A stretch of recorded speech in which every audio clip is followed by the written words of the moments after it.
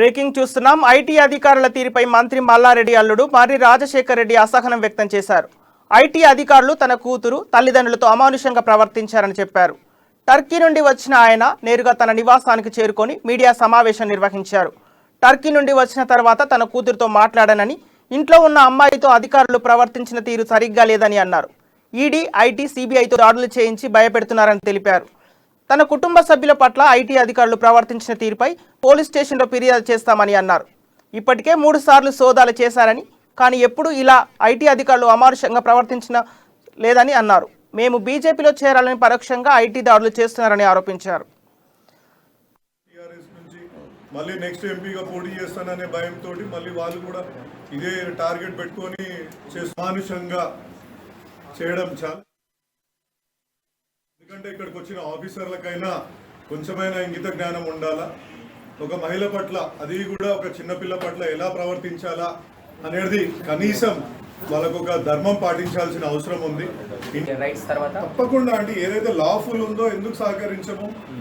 మేమేమంటున్నామంటే మీరు ఏ విధంగా రైడ్ చేసుకుంటారు, ఏ విధంగా మీరు పత్రాలు స్వాధీనం చేసుకుంటారు, ఇంకోటి ఏదైనా స్వాధీనం చేసుకుంటారు, మాకు అభ్యంతరం లేదు. బట్ మేము అనేది ఏంటంటే అమానుషంగా ప్రవర్తించొద్దు. ఇప్పుడు మా తల్లిదండ్రులకు చూడండి, 75 సంవత్సరాల తర్వాత మా నాన్నని అక్కడ కాలేజ్ దొరికిపోయి 10 గంటల రాత్రి కాలేజ్ దొరికిపోయి మళ్ళీ ఇంటికి రా, మళ్ళీ అక్కడ పో అనడం ఏ రకంగా సమంజసం చెప్పండి.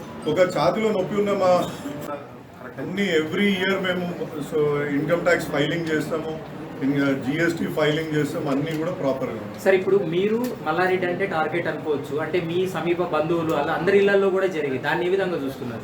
ఇక మల్లారెడ్డి గారి కనెక్షన్ గా నేను కూడా ఎంపీగా పోటీ చేశాను కదా టీఆర్ఎస్ నుంచి, మళ్ళీ నెక్స్ట్ ఎంపీగా పోటీ చేస్తాననే భయంతో మళ్ళీ వాళ్ళు కూడా ఇదే టార్గెట్ పెట్టుకొని చేస్తున్నారు. అమానుషంగా చేయడం చాలా విచిత్రంగా అనిపిస్తుంది. ఎందుకంటే ఇక్కడికి వచ్చిన ఆఫీసర్లకైనా కొంచెమైనా ఇంగిత జ్ఞానం ఉండాలా. ఒక మహిళ పట్ల, అది కూడా ఒక చిన్నపిల్ల పట్ల ఎలా ప్రవర్తించాలా అనేది కనీసం వాళ్ళకు ఒక ధర్మం పాటించాల్సిన అవసరం ఉంది. తప్పకుండా అంటే ఏదైతే లాఫుల్ ఉందో ఎందుకు సహకరించము. మేము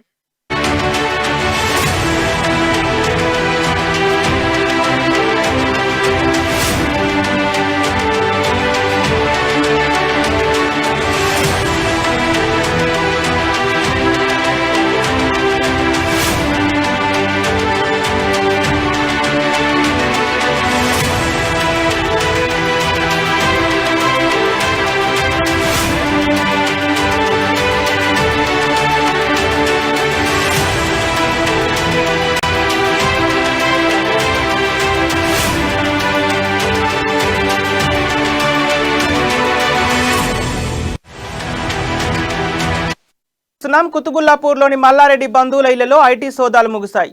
Mallareddy medical college, dental college, యూనివర్సిటీలో తనిఖీలు పూర్తయ్యాయి. సుచిత్రలోని త్రిశూల్ రెడ్డి, దూలపల్లిలోని ప్రవీణ్ రెడ్డి ఇళ్లలో కూడా సోదాలు ముగిసినట్టు అధికారులు తెలిపారు.